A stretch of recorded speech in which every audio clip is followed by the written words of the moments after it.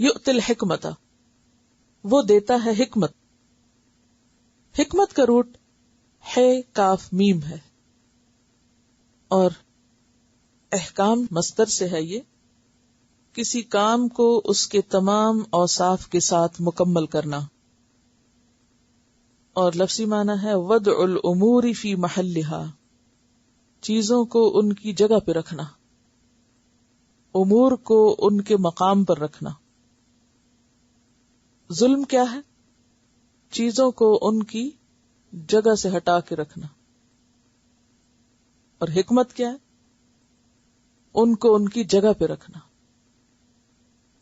کسی کام کو صحیح طریقے پر جیسا کرنا چاہیے ویسا ہی کرنا، یہ تو ہے اس کا لفظی معنی. پھر ہم دیکھتے ہیں کہ قرآن پاک میں یہ لفظ کئی معنوں میں استعمال ہوا ہے. مثلا دانش، عقل مندی، سمجھ، علم، تدبر، تدبیر. تدبیر کے لیے بھی حکمت کا لفظ استعمال ہوتا ہے. اور پھر سب سے بڑھ کر دین کی سمجھ. دین کی سمجھ. اور یہاں بیسیکلی دین کی سمجھ کے لیے استعمال ہوا ہے. اور پیچھے آپ حکمت کا لفظ پڑھ چکے ہیں، وہاں حکمت نبی صلی اللہ علیہ وسلم کی سنت یا حدیث کے لیے استعمال ہوا تھا. یعلمہم الکتاب والحکمہ. یؤتی الحکمت، وہ دیتا ہے حکمت یعنی دین کی سمجھ یا کاموں کو درست طور پر کرنے کی صلاحیت اور سمجھ عطا کرتا ہے. کس کو؟ من یشاء، جس کو وہ چاہتا ہے. یہ اس کی دین ہے، خاص نعمت ہے. کچھ نعمتیں تو اس نے سب کو دے رکھی ہیں نا. مثلا سب کے پاس ناک ہے، سب کے پاس کان ہے، سب کے پاس زبان ہے، دیکھ سکتے ہیں. یہ ظاہری نعمتیں ہیں جو اللہ ماشاءاللہ بہت کم لوگوں کے سوا سب کو ملی. لیکن جو بصیرت ہے، سمجھداری ہے، کس موقع پہ کیا کہنا چاہیے، کس وقت کیا کرنا چاہیے، سینسیبل ہونا، کامن سینس رکھنا، یہ ہر ایک کو نہیں ملتا. جس کو وہ چاہتا ہے اس کو دیتا ہے. گویا دوسرے لفظوں میں کامن سینس کامن نہیں ہوتی. ٹھیک ہے، یعنی ہر ایک کے پاس نہیں ہوتی. کامن سینس کیا ہوتی ہے؟ معاملہ فہمی کہ کس موقع پر کیا بات کرنی چاہیے، کس موقع پر کیا کام کرنا چاہیے اور کیا نہیں کرنا چاہیے. تو یؤتی الحکمت من یشاء، جس کو چاہتا ہے حکمت دیتا ہے. اچھا، اس میں آپ دیکھیے کہ حکمت ایک طریقہ علاج کے لیے بھی استعمال ہوتا ہے نا. لفظ حکیم سنا ہوگا آپ نے، فلاں حکیم ہے اور اس کا پیشہ کیا ہے؟ حکمت ہے. حکمت بھی پیشہ ہوتی. وہ کیا پیشہ ہے حکمت؟ کہ کس بیمار کو کتنی دوا، کتنی ڈوز، کتنی دفعہ اور کیا کیا دینا چاہیے، کیا اسے کھانا چاہیے، کیا نہیں کھانا چاہیے. تو اس کا نام بھی حکمت ہے. یعنی جسمانی علاج کے لیے معالج کو کیا چاہیے؟ حکمت. اگر اس نے ذرا بھی ناسمجھی کا ثبوت دیا نا، ڈوز زیادہ کر دی یا کم کر دی، تو مریض کی جان بھی جا سکتی ہے. یعنی اس کی ناسمجھی سے، اسی لیے کہتے ہیں نا، نیم حکیم خطرہ جان، اور نیم ملا خطرہ ایمان. اچھا، یہ نیم ملا کی بات کیا ہے؟ کیا کہانی؟ کہانی یہ ہے کہ صرف چند کتابیں پڑھ کے یا صرف کچھ علم حاصل کر کے انسان فتوے دینا شروع کر دے، یہ حرام ہے، یہ حلال ہے، یہ جائز ہے، یہ ناجائز ہے. اب نیم ملا والی بات ہوگی نا کہ پتہ نہیں ہے پوری طرح، یا پتہ ہے لیکن کس وقت کس شخص کو کتنا مسئلہ بتانا ہے، یہ حکمت سے تعلق رکھتا ہے نا. یعنی نالج تو بہت ہے، ایک شخص کے پاس بہت نالج ہے، لیکن اس کو یہ سمجھ کوئی نہیں ہے کہ اب اس موقع پر مجھے اس میں سے نکال کے کون سی چیز رکھنی ہے، کیا کسی کو بتانا ہے، کیا نہیں بتانا. اب علم جو ہے دین کا علم، یہ کوئی جمع تفریق حلال حرام کا نام نہیں ہے کہ انسان فوراً کہتا جائے یہ حرام یہ حلال یہ جائز یا ناجائز. نہیں، یہ دیکھنا پڑے گا کہ کس کانٹیکسٹ میں رکھ کے وہ بات کر رہا ہے. اسی کا نام حکمت. اسی لیے ہم دیکھتے ہیں کہ جب لوگ نئے نئے مسلمان ہوئے تو آپ صلی اللہ علیہ وسلم نے ان کے ساتھ معاملہ اور طرح کیا تھا، اور جب دین مکمل ہو گیا تو اس وقت پھر معاملہ اور طرح ہوا. یعنی حالات، اوقات، ضروریات، انسانوں کی نفسیات، ان سب کو سامنے رکھ کر کوئی کام یا بات کرنا، یہ کیا ہے دراصل؟ حکمت. تو یؤتی الحکمت من یشاء ومن یؤت الحکمت فقد اوتی خیرا کثیرا، اور جس کو حکمت دے دی گئی اس کو تو بہت بڑی بھلائی مل گئی، بہت بڑی خیر نصیب ہو گئی. وما یذکر، اور نہیں سمجھتے. یذکر کا روٹ تو ذال کاف رے ہی ہے، لیکن اہتمام سے یاد دہانی یا نصیحت حاصل کرنا، یعنی نہیں نصیحت پکڑتے الا اولو الالباب، مگر عقل والے. یعنی یہ بات عقل والوں ہی کو سمجھ آتی ہے.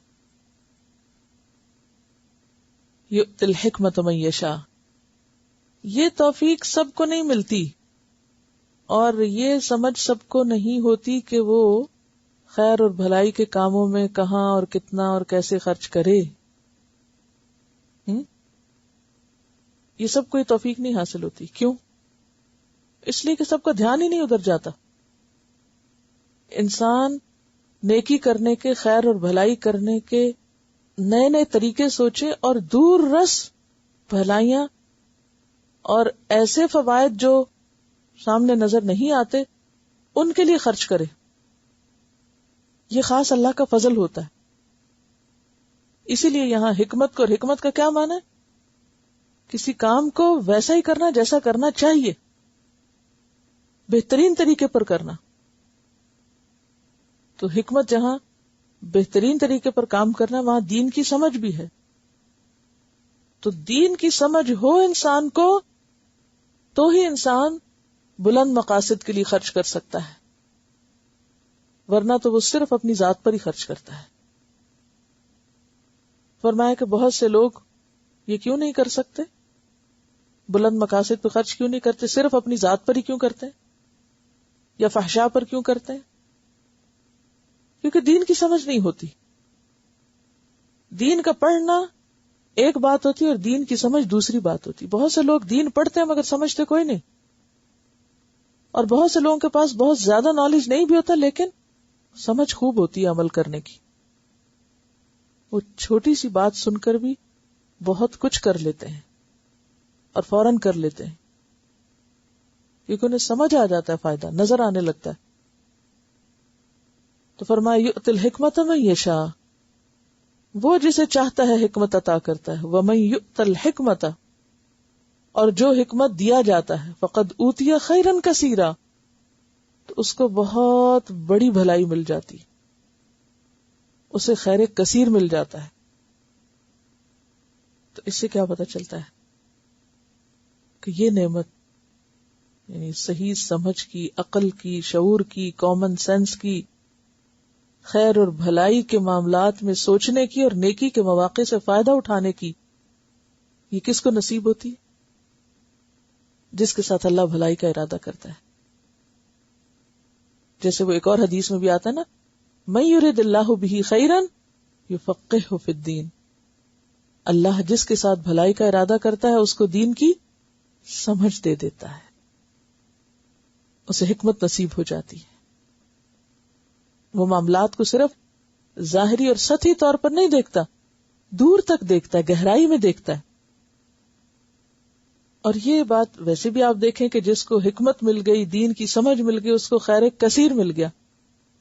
کیونکہ انسان جب وہ حکمت پا لیتا ہے تو اسی کی وجہ سے کہا گیا کہ رشک صرف 2 لوگوں سے کرنا چاہیے، یہ حسد صرف 2 لوگوں سے ہونا چاہیے، اور ان میں سے ایک تو صاحب مال ہے، اور پھر وہ مال دن رات کھلے چھپے اللہ کی راہ میں لگاتا ہے، اور دوسرا صاحب حکمت ہے. حدیث میں لفظ حکمت آتا ہے کہ دوسرا وہ شخص جس کو اللہ حکمت دیتا ہے اور پھر وہ اسی کے ذریعے فیصلے کرتا ہے.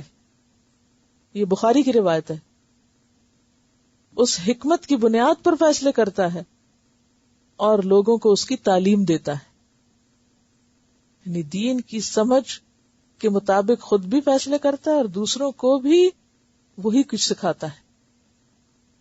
ایسا شخص قابل رشک ہے. اب آپ دیکھیے کہ ایک اور حدیث اس کو مزید واضح کرتی ہے. غور سے سننے کی حدیث ہے. اللہ اور اس کے فرشتے، تمام زمین والے، آسمان والے، یہاں تک کہ سوراخوں کے اندر چیونٹیاں یعنی کیڑے مکوڑے، پانی کے اندر مچھلیاں، سب اس شخص پر رحمت بھیجتے ہیں، رحمت کی دعائیں کرتے ہیں جو لوگوں کو نیکی کی تعلیم دیتا ہے، جو لوگوں کو یہ خیر کثیر بانٹتا ہے. سب اس کے لیے دعائیں کرتے ہیں. یہ کوئی معمولی کام نہیں. لیکن کس کو توفیق ہوگی یہ کرنے کی؟ جس کو واقعی سمجھ ہوگی کہ یہ نفع کا سودا ہے، بھلے مجھے اس کے بدلے دنیا کا کوئی بھی فائدہ نہیں ہوتا، وہ ہر قیمت پہ سے کرنے کو تیار ہو جائے گا کہ مجھے اتنا بڑا ریوارڈ مل رہا ہے. کبھی آپ نے اگر کوئی سمندر کے بارے میں ڈاکیومنٹری دیکھی ہو تو اگر آپ دیکھیں کہ سمندر کے مختلف حصوں میں جو مچھلیاں ہیں اور ان کی جو تعداد ہے اور ان کے جو کراؤڈز ہیں یا ان کے جو گروپس ہیں کتنے ہوتے ہیں. کبھی دیکھیں ان کے صرف انڈے ہی آپ اگر دیکھیں تو ایک وسیع ایریا پر ہوتے ہیں، ملینز اینڈ ملینز. اور پھر جس طرح ان کی مائگریشن ہوتی ہے اور جس طرح وہ اندر موو کر رہی ہوتی ہیں اور جس طرح وہ سرکل میں جا رہی ہوتی ہیں اور جس طرح وہ رنگا رنگ کی ہیں. اب ہم دیکھیں کہ وہ اپنے ایک تو سمندر 3 حصے 70% ہمارے اس پلانٹ کا سمندر ہے، 70%، اور اس کے اندر 90% کے قریب جاندار ہیں، اسپیشیز ہیں مختلف. 10% لینڈ پر ہے، 90 وہاں ہے اندر. اور اس میں جو مخلوق پائی جاتی ہے جس کا آپ اندازہ ہی نہیں کر سکتے. اور آپ کو پتہ ہے کہ اس زمین کے اوپر سب سے بڑا جانور بھی سمندر کے اندر ہے، ویل. 30 میٹر لمبی، 30 میٹر لمبی. ہاں؟ اور اس کی زبان کتنی؟ ہاتھی جتنی. جی دل کتنا ہے؟ کار جتنا.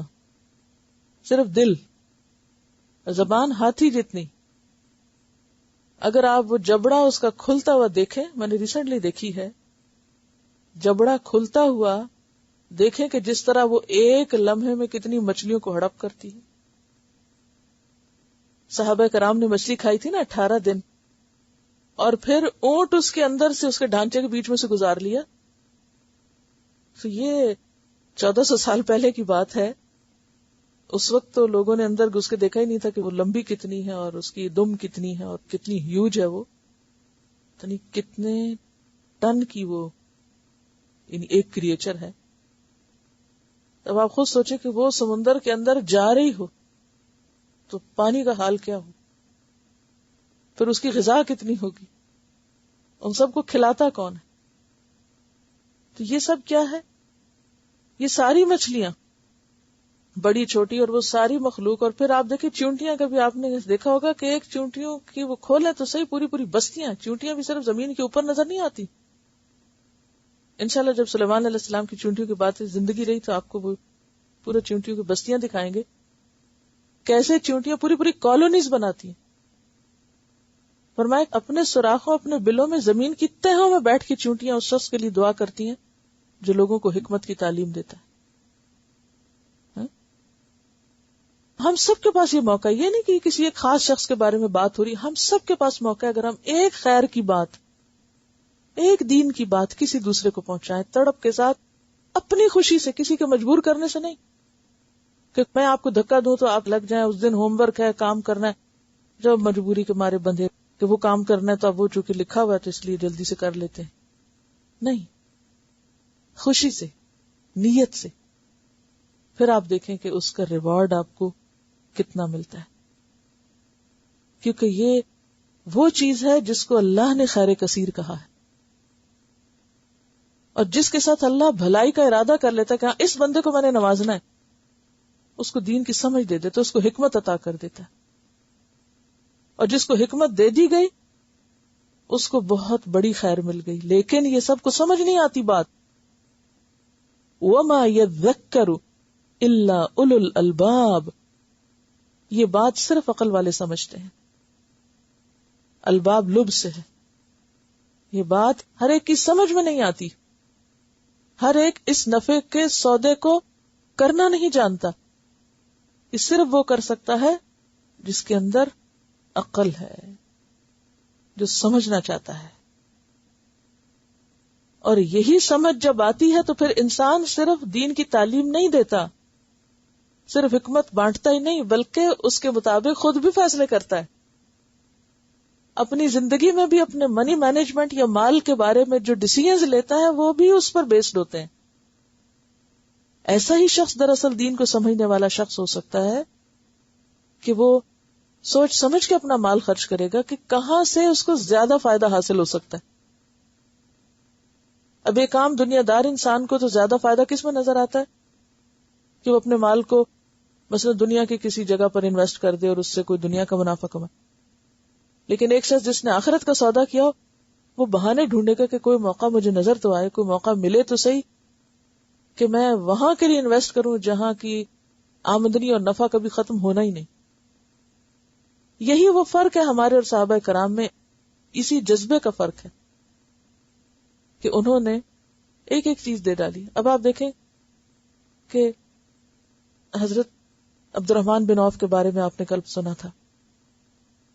میں سوچتی ہوں کہ آج بھی دنیا میں مالدار لوگ موجود ہیں لیکن عبد الرحمن بن عوف والا دل نہیں ہے. انہیں کسی نے پابند نہیں کیا تھا کہ وہ ازواج مطہرات کا خیال رکھیں، لیکن انہیں خود نظر آ رہا تھا کہ رسول اللہ صلی اللہ علیہ وسلم دنیا سے جا چکے ہیں، ان کی ذمہ داری تھی، آپ نے تو ان کے لیے کچھ نہیں چھوڑا اپنے ازواج کے لیے، مجھے اللہ نے دیا تو اسے اپنی ذمہ داری سمجھ کر خود آگے بڑھ کے وہ کام کرتے ہیں، کسی کے کہنے پہ نہیں، کسی کے بتانے پہ نہیں.